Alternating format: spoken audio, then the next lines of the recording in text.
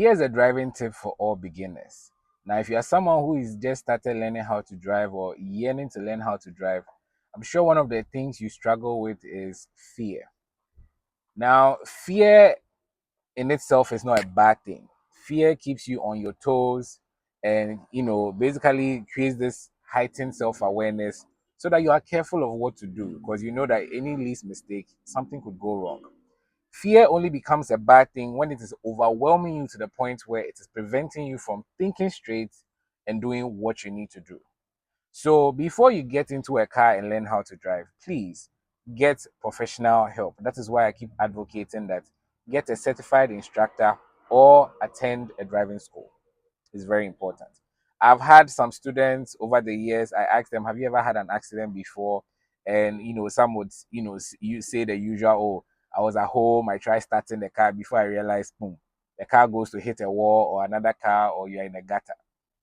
Or sometimes some of my students would be like, okay, they were, you know, they were being taught by someone and an accident happened and it traumatized them, that sort of thing. So in order to avoid all these petty mistakes, please get professional training. Now, aside that, the moment you sit in a car to drive, just make sure you know what you are doing because any least mistake could result in an accident. An accident, you could have damages to property. Let's just put that aside. You could get injured, you could die, and worst case, you could also injure someone, and the person could also die. So take it as serious as doing a surgery, like an open heart surgery. In fact, if someone is going to operate on a loved one of yours and the person is drunk or the person is jittery or the person is anxious or the person is in a mood that you are not comfortable with, I don't think you would just sit there and watch them do the surgery. That is how seriously you need to take driving. It's a serious business.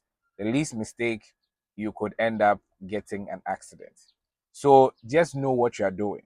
And then get the necessary training. Once you sit behind the wheel, it is confidence. Okay, confidence, believing in yourself that you can do it. As for the confidence, dear, please, believing in yourself or believing in your competence. I realized that over the years, people who are confident tend to learn faster than the very timid people.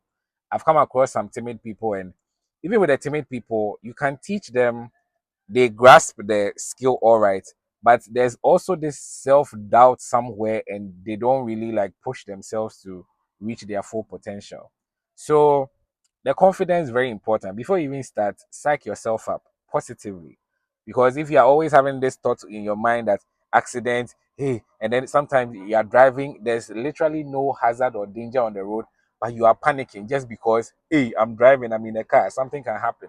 Please, all those negative thoughts, pack them somewhere before you sit behind the wheel. Yes, accidents are unforeseen and they can happen.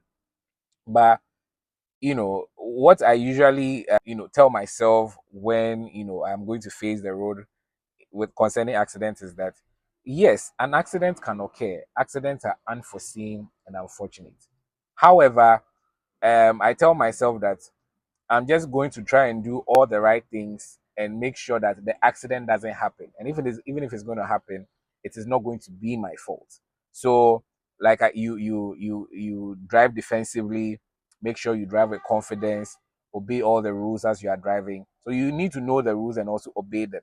Now, once you are doing all the very right things, then you are, I mean, well on your way to getting to your destination safely. Now, if it is meant to happen, there's nothing you can do about it. Sometimes you might be doing all the very right things on the road, and some careless, foolish driver will be the one to cross your path and cause the accident. In that instance, there's nothing you could have done to save the situation. So yes, accidents do happen. Just make sure that it's not, the responsibility will not be on you. Now, if you say you are not going to drive at all just because of what I just said right now, then of course you will never drive. You need to be positive. You need to psych yourself up before you drive. And I mentioned earlier that yes, your state of mind is very, very important. Your state of mind is very, very important. Now, when you start learning how to drive, yes, I'm not going to sit here and lie to you. Even when I started, there was a little bit of fear. But the thing is, the fear is going to be there, but you still need to drive through the fear all the same. Okay. So usually you have a very patient and kind instructor sitting by you. Even though you are panicking or you are afraid, he'll still encourage you to keep going, keep going, keep going. That is what I usually do. So you will still drive. Sometimes you'll be driving, I'm like, say, hey, I'm afraid, hey, a big truck. Then we encourage you, keep going. There's nothing to fear. So as you keep practicing and practicing and practicing, even in the state of fear, at a point it clicks that massa, I can do this. What is this? At a point you get to realize that you are the same person that is holding you back. Your fear and anxiety is what is holding you back. The driving you can drive. You realize that this is a skill that many people are doing. I can do it. And you realize that the only thing holding you back is your own self. I just pray that you are not the one who holds yourself back into reaching your full potential. Now, like I said, get professional training. Sometimes, if you don't start well, that is another problem.